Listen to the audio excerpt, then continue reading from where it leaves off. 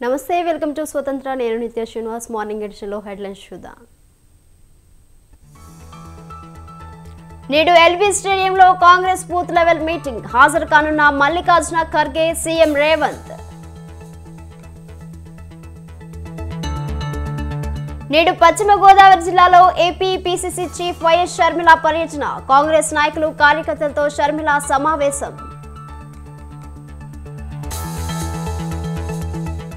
నేడు అమలాపురం రాజోలు మండపేటలో నారా భువనేశ్వరి పర్యటన చంద్రబాబు అరెస్టు సమయంలో మృతి చెందిన వారి కుటుంబాలకు ఆర్థిక సహాయం.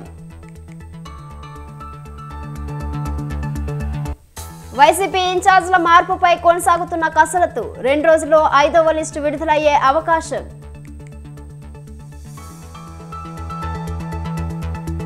జనసేనకు గాజు గ్లాసు గుర్తును ఖరారు చేసిన కేంద్ర ఎన్నికల సంఘం జనసేన పార్టీ ఆఫీస్ కు మెయిల్ చేసిన సిఈసి.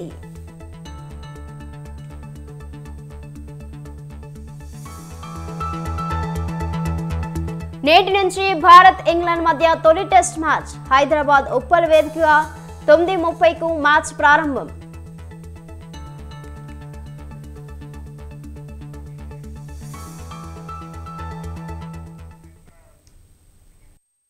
డీటెయిల్స్ చూసుకుంటే లోక్సభ ఎన్నికల్లో అత్యధిక స్థానాలు కైవసం చేసుకోవడమే లక్ష్యంగా తెలంగాణ కాంగ్రెస్ వ్యూహాలు పన్నుతుంది. ఇప్పటికే పలుమార్లు పార్లమెంట్ నియోజకవర్గాలపై సమీక్షలు చేసిన కాంగ్రెస్ ఇవాళ భారీ మీటింగ్ను నిర్వహిస్తోంది. హైదరాబాద్ ఎల్బీ స్టేడియం వేదికగా కాంగ్రెస్ కీలక సమావేశం జరగనుంది. మధ్యాహ్నం నిర్వహించనున్న ఈ సమావేశంలో రాష్ట్రంలో ఉన్న 43,000 మంది బూత్ స్థాయి కన్వీనర్లు హాజరు కానున్నారు. ఈ సమావేశానికి Congress chief Mallikarjuna Kharge chief guest గా హాజరు కానున్నారు. ఈ మీటింగ్ లో సీఎం రేవంత్ రెడ్డి కూడా పాల్గొనున్నారు. కీలకమైన పోల్ మేనేజ్మెంట్ పై బూత్ స్థాయి కోఆర్డినేటర్లకు ఇరువురు నేతలు దిశానిర్దేశం చేయనున్నారు.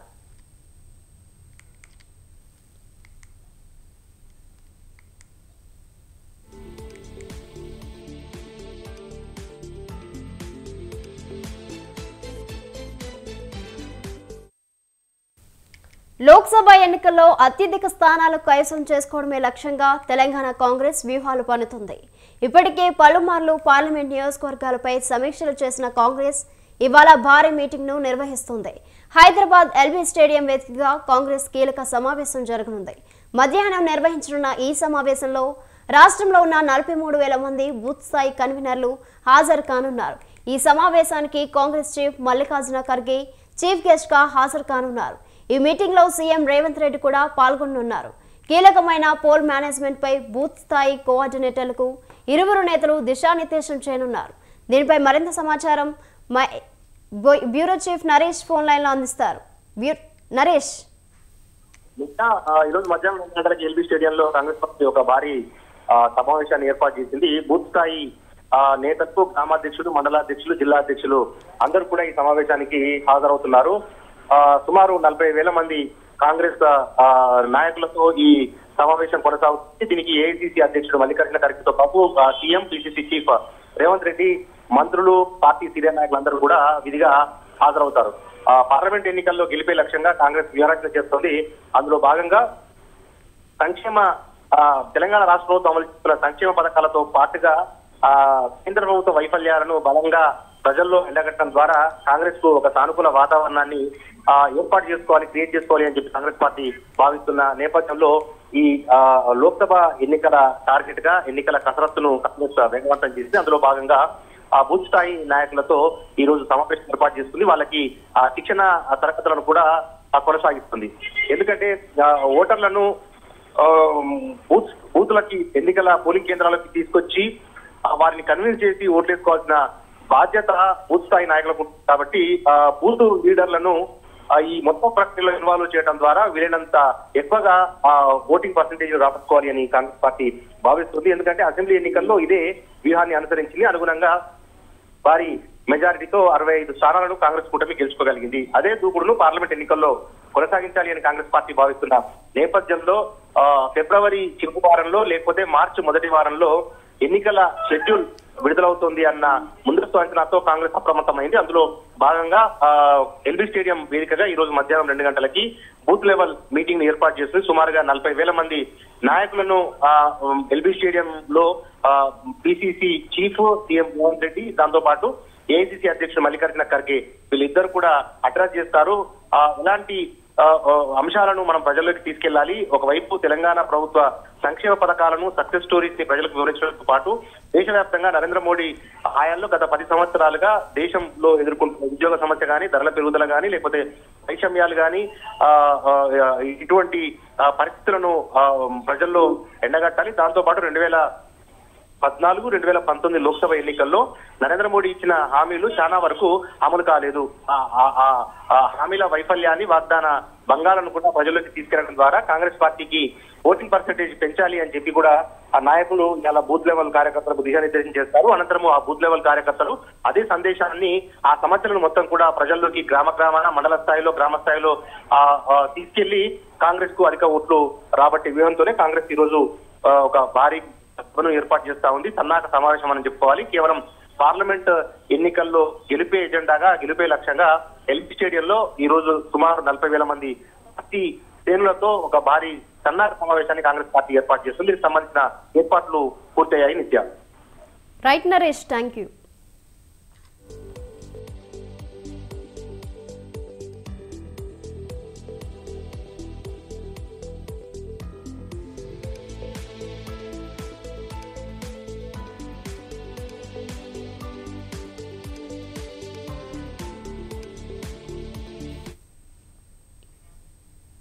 ఏపీ పీసీసీ చీఫ్ బాధ్యతలు స్వీకరించిన తర్వాత షర్మిల స్పీడ్ పెంచారు.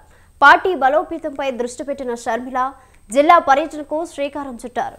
నేడు ఉమ్మడి పశ్చిమ గోదావరి జిల్లాలో షర్మిల పర్యటించనున్నారు. అనంతరం పశ్చిమ గోదావరి జిల్లా పార్టీ ముఖ్య నేతలతో ఆమె సమావేశం నిర్వహించనున్నారు.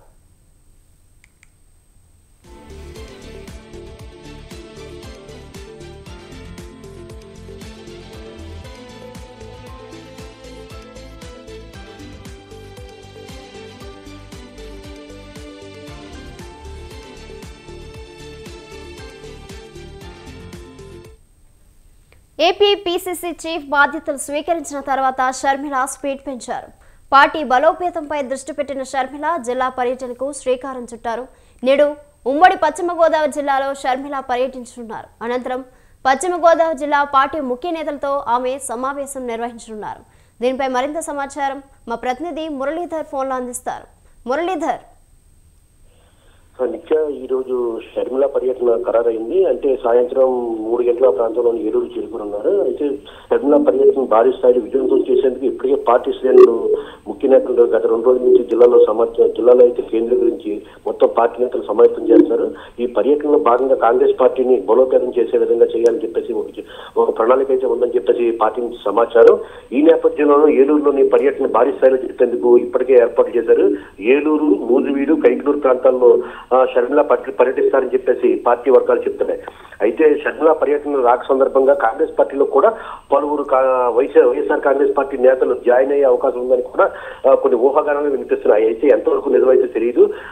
ఏలూరు వైఎస్ఆర్ కాంగ్రెస్ పార్టీ చెందిన పివి రావు అనే ఒక వ్యక్తి, అంటే మండల స్థాయికి చెందిన వైఎస్ఆర్ కాంగ్రెస్ పార్టీ నాయకులు షర్మిల సమక్షంలో పార్టీలో చేరడానికి రంగం సిద్ధమైందని చెప్పేసి వార్తలు కూడా వినిపిస్తున్నాయి. అయితే ఇప్పటివరకు కరాఖండ్గా ఆయన నుంచి సమాచారం అయితే లేదు.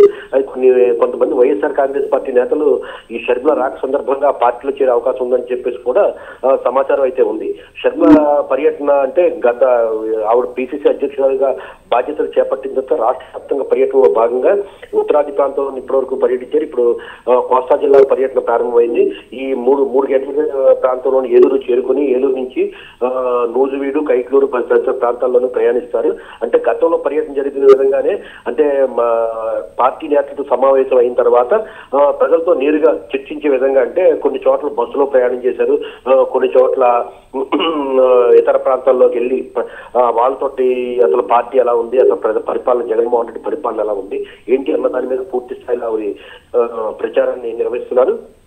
ఆ నేపథ్యంలోనే పశ్చిమ గోదావరి జిల్లాలో కూడా ఆ విధంగా బస్సులో కానీ లేదా ఇతరత్ర ప్రాంతాల్లో పర్యటిస్తారు లేదన్నది ఒక సందిగ్ధంలో ఉంది. అయితే పార్టీ శ్రేణులు చెప్తున్నారు ఆవిడ పూర్తి స్థాయిలో జిల్లాలో పర్యటిస్తారు, ప్రజా సమస్యల మీద పూర్తి స్థాయిలో గలమెత్తారు. వైఎస్ఆర్ కాంగ్రెస్ పార్టీ గత 5 సంవత్సరాలుగా చేస్తున్న అరాచక పాలన ఎండగట్టే విధంగానే ఆవిడ పర్యటన సాగుతుందని చెప్తున్నారు. అయితే అభివృద్ధి అనేది పూర్తి స్థాయిలో జరగట్లేదు. ప్రత్యేక హోదా నినాదాన్ని ముఖ్యంగా కాంగ్రెస్ పార్టీ చేపట్టింది. దాన్ని ప్రజల్లో పూర్తి స్థాయిలో బలోపేతంగా తీసుకెళ్లే విధంగా కూడా ఈ పర్యటన ఉంటుందని కాంగ్రెస్ పార్టీ నేతలు చెప్తున్నారు. నిత్య రైట్, థ్యాంక్ యూ మురళీధర్.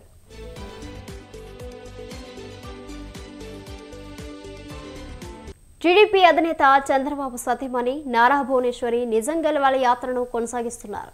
నిజం గెలవాలి యాత్రలో భాగంగా నేడు పి గన్నవరం, అమలాపురం, రాజోల్, మెండపేటలో పర్యటించనున్నారు. చంద్రబాబు అరెస్టును తట్టుకోలేక మరణించిన వారి కుటుంబాలను ఆమె పరామర్శించి ఆర్థిక సహాయం అందించనున్నారు.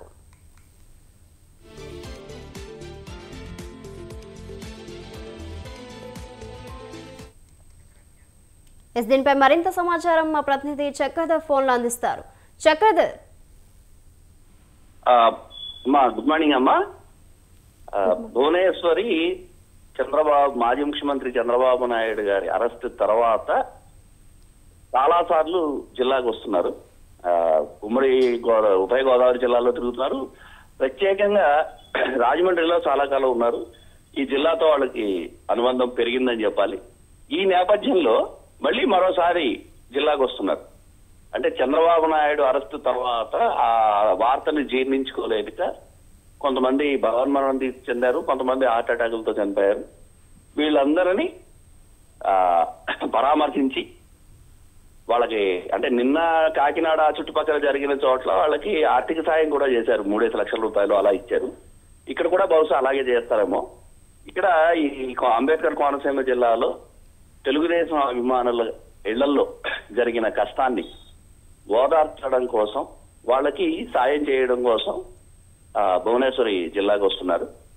అయితే ఇక్కడ ఇంకోటి ఏంటంటే ఎలక్షన్ కూడా దగ్గర పడుతున్న సమయం కాబట్టి ఈ పర్యటనలు, భువనేశ్వరి జిల్లా పర్యటనలు ఖచ్చితంగా పార్టీకి ఉపయోగపడుతుంది అనే యాంగిల్ కూడా ఉందమ్మా. ఎందుకంటే తెలుగుదేశం వాళ్లే కాకుండా ఇతర ఎవరైతే చనిపోయారో ఆ చుట్టుపక్కల వాళ్ళు అందరూ కూడా సింపతి చూపించే అవకాశం ఉంది. అందుకని రాజకీయ కోణంలో కూడా భువనేశ్వరి చేస్తున్న ఈ యాత్ర ఏదైతే ఉందో అది సక్సెస్ అవుతోంది ప్రతి చోటను. వాళ్ళు ఓట్లుగా మార్చుకునే ఉద్దేశం కూడా ఉంటుంది దీని వెనక.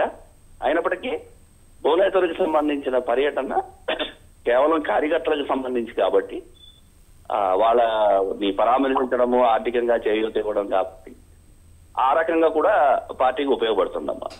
ఇప్పటి వరకు ఉభయ గోదావరి జిల్లాల్లోనూ, ముఖ్యంగా తూర్పు గోదావరి జిల్లాలో, అలాగే కాకినాడ, అలాగే మన కోనసీమ జిల్లా, ఇక్కడికి వచ్చిన ప్రతిసారి కూడా తెలుగుదేశం కార్యకర్తలు కానీ నాయకులు కానీ ఆ పర్యటనని విజయవంతం చేశారు, దగ్గరుండి ఏర్పాట్లు చేశారు. ముఖ్యంగా రాజమండ్రిలో చంద్రబాబు నాయుడు సెంట్రల్ జైల్లో ఉన్న టైంలో కోనసీమకు సంబంధించిన తెలుగుదేశం కేడరు చాలా ఎక్కువగా రోజులు, అంటే 55 రోజుల పైన ఆయన అరెస్ట్ అయి ఉన్నారు. అందులో దాదాపు 40 రోజుల వరకు కోనసీమ కేడరు రాజమండ్రిలోనే ఉన్నారు. దగ్గర 45 రోజులు వీళ్ళంతా అక్కడే ఉండి ఆమెని ఓదార్చడము, ఆమె పక్కనే ఉండడం, మేము ఉన్నామని చెప్పడం, ఇలాంటివన్నీ జరిగాయి. ఈ క్రమంలో ఆ టైంలో తాను కష్టకాలంలో ఉన్నప్పుడు ఎవరైతే తన ఆదుకుని లేదా మేము ఉన్నామని భరోసా ఇచ్చారో వాళ్ళందరినీ పలకరించడం కోసం ఈ యాత్ర వచ్చినట్టుగా చెప్తున్నారమ్మా. ఇదైతే ఇవాళ జరుగుతుంది. ఇక్కడి నుంచి పశ్చిమ గోదావరి జిల్లాకి వెళ్తారా లేదా తిరిగి వెనక్కి వెళ్తారా అనేది ఇంకా తెలియదమ్మా. అది okay, right, thank you Chakradhar. Thank you.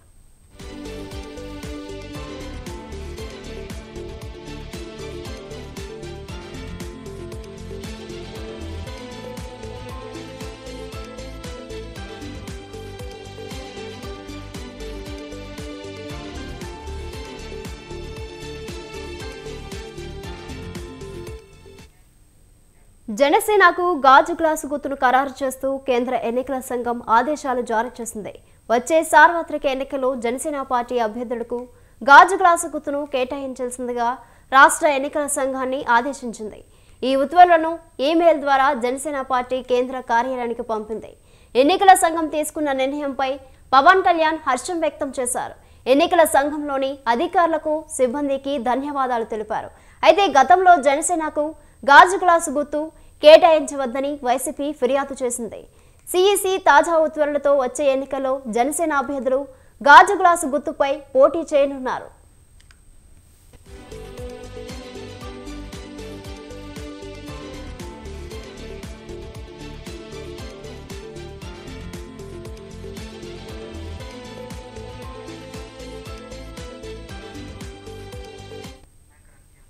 జనసేనకు గాజు గ్లాసు గుర్తును ఖరారు చేస్తూ కేంద్ర ఎన్నికల సంఘం ఆదేశాలు జారీ చేసింది.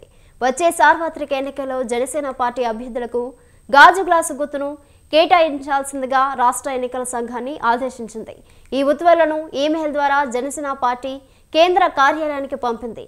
ఎన్నికల సంఘం తీసుకున్న నిర్ణయంపై పవన్ కళ్యాణ్ హర్షం వ్యక్తం చేశారు. ఎన్నికల సంఘంలోని అధికారులకు సిబ్బందికి ధన్యవాదాలు తెలిపారు. అయితే గతంలో జనసేనకు గాజు గ్లాసు గుర్తు కేటాయించవద్దని వైసీపీ ఫిర్యాదు చేసింది. సిఈసి తాజా ఉత్తర్వులతో వచ్చే ఎన్నికల్లో జనసేన అభ్యర్థులు గాజు గ్లాసు గుర్తుపై పోటీ చేయనున్నారు. దీనిపై మరింత సమాచారం మా ప్రతినిధి సంతోష్ ఫోన్లో అందిస్తారు. సంతోష్.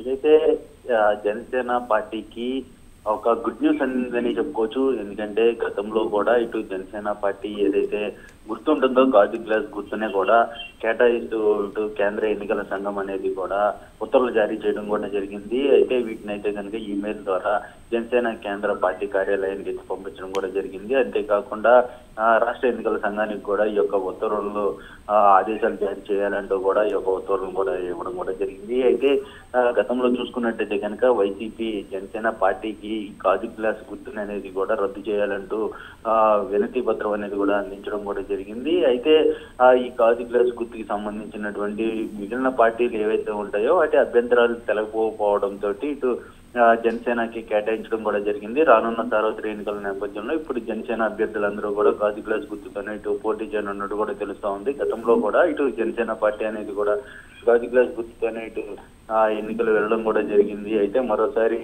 గాజు గ్లాస్ గుర్తు కేటాయించడం కూడా జరుగుతూ ఉంది. అయితే దీనికి సంబంధించి కేటాయించడంతో ఇటు జనసేన అధినేత పవన్ కళ్యాణ్ హర్షం వ్యక్తం చేయడం కూడా జరిగింది. అంతేకాకుండా కేంద్ర ఎన్నికల సంఘానికి అదేవిధంగా సిబ్బందికి ధన్యవాదాలు తెలియజేయడం కూడా జరిగింది. Right Santosh, thank you.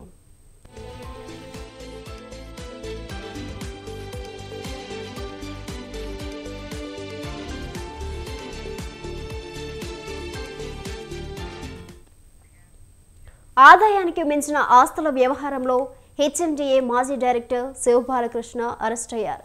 శివబాలకృష్ణకు వైద్య పరీక్షల అనంతరం పోలీసులు కోర్టులో హాజరుపరచనున్నారు.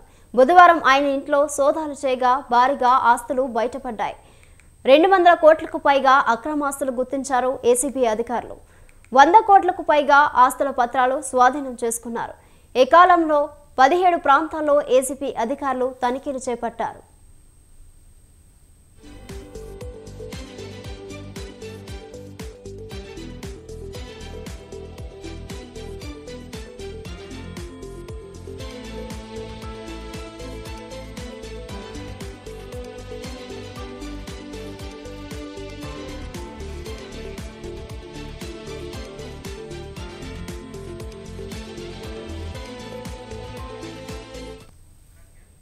మొత్తం శివబాలకృష్ణ అక్రమాస్తుల విలువ 500 కోట్లకు పైగానే ఉందని తేలింది. హైదరాబాద్ చుట్టుపక్కల 100 ఎకరాల భూపత్రాలు సీజ్ చేశారు. 2 కిలోలకు పైగా బంగారు ఆభరణాలు, 80కి పైగా ఖరీదైన వాచీలు, 18 ఐఫోన్లు సీజ్ చేశారు. ఏసీబీ దాడుల్లో ఇటీవల కాలంలో ఇంత పెద్ద మొత్తంలో ఆస్తులు బయటపడడం ఇదే తొలిసారి అని అధికారులు చెబుతున్నారు. దీనిపై మరింత సమాచారం మా ప్రతినిధి ఉషా ఫోన్లో అందిస్తారు. ఉషా.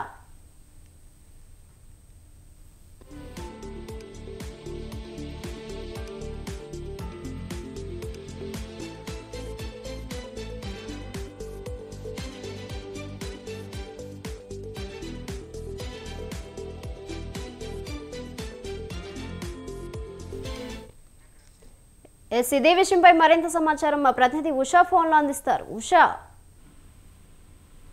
హెచ్ఎండిఏ మాజీ డైరెక్టర్ శివబాలకృష్ణ ఇంట్లో నిన్న తెల్లవారుజామున 5 గంటల నుంచి కూడా ఏసీబీ అధికారులు ముమ్మరంగా సోదాలు అయితే కొనసాగిస్తున్నారు. 20 బృందాలు 20 చోట్ల ఏదైతే తన ఆస్తులకి సంబంధించినటువంటి బినామీలు, ఇళ్లు, కార్యాలయాలు, అలాగే బంధువులలో కూడా మొత్తం ఏకకాలంలో 20 చోట్ల సోదాలు కొనసాగిస్తున్నట్టుగా ఏసీబీ అధికారులు నిన్న మనకు అందించినటువంటి సమాచారం.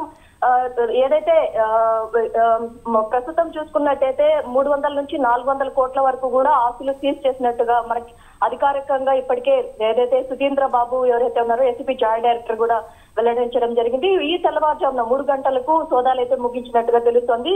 మరి కాసేపట్లో నాంపల్లి కోర్టులో హాజరుపరిచే అవకాశం ఉంటుంది. ఆ తర్వాత కస్టడీలోకి తీసుకునే అవకాశం ఉంటుంది ఏసీబీ అధికారులు. ప్రస్తుతం చూసుకున్నట్టయితే హైదరాబాద్ చుట్టుపక్కల ప్రాంతాల్లో దాదాపు 100 ఎకరాలు ల్యాండ్లు స్వాధీనం చేసుకున్నారు. కొడగండలో 17 ఎకరాలు, కల్వకుర్తిలో 26 ఎకరాలు, యాదాద్రిలో 23 ఎకరాలు, జనగాంలో 24 ఎకరాలు. ఈ దస్తావేజులకు సంబంధించి మొత్తం కూడా బినామీల పేర్లతోనే రిజిస్టర్ అయినట్టుగా ఏసీబీ అధికారులు గుర్తించారు. హైదరాబాద్ లో దాదాపు 3 విల్లాలు గుర్తించారు. అలాగే ఫ్లాట్లు శివార్లో కూడా చాలా ఫ్లాట్లు ఉన్నట్లుగా కూడా అధికారులు గుర్తించారు. హైదరాబాద్ నానక్రామగూడలో ఒక్క ఇంట్లోనే 84 లక్షల నగదు స్వాధీనం చేసుకున్నారు. మొత్తం ఐఫోన్లు కావచ్చు, అలాగే వాచెస్ కావచ్చు, ప్రతి ఒక్కటి కూడా షోరూమ్ ని తలపించేలాగా తన నివాసంలో చూసినటువంటి ఏసీబీ అధికారులు నివ్వెరపోయారు. ప్రస్తుతం చూసుకున్నట్టయితే నగదు, ఆస్తులు, పత్రాలు స్వాధీనం చేసుకున్నారు అధికారులు. 80కి పైగా అత్యంత ఖరీదైన వాచ్లను కూడా స్వాధీనం చేసుకున్నారు. పెద్ద మొత్తంలో ఐఫోన్లు అయితే సీజ్ చేసినట్టుగా తెలుస్తోంది. 90 ఎకరాలకు సంబంధించినటువంటి భూమి పత్రాలు ఏవైతే ఉన్నాయో వాటికి సంబంధించినటువంటి ఆధారాలు మాత్రం బినామీల పేర్లతో ఉన్నట్టుగా గుర్తించారు అధికారులు. ప్రస్తుతం భూములన్నీ కూడా బినామీల పేర్లో ఉన్నాయి కాబట్టి బాలకృష్ణ బినామీలను కూడా ప్రశ్నిస్తామన్న కోణంలో కూడా ఏసీబీ అధికారులు చెప్పడం జరిగింది. నిత్య. Right Usha, thank you.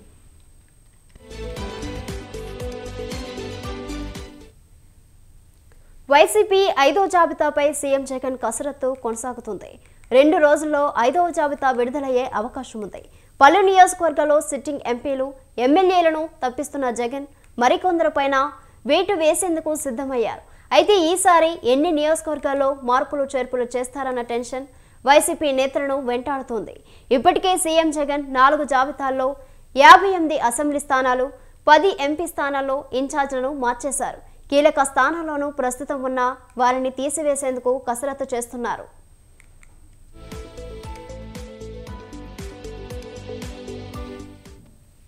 Parliament assembly స్థానాల్లో ఇన్ఛార్జ్ల మార్పు నేపథ్యంలో పలువురు ఎమ్మెల్యేలు, నేతలకు సీఎంఓ నుంచి పిలుపు రావడంతో తాడేపల్లి క్యాంప్ కార్యాలయానికి వెళ్లారు.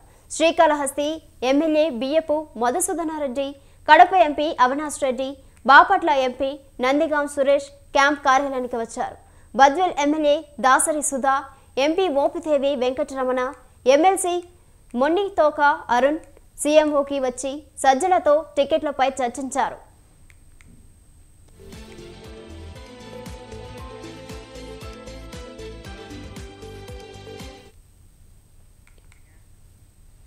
ఇవి morning edition details. Keep watching స్వతంత్ర.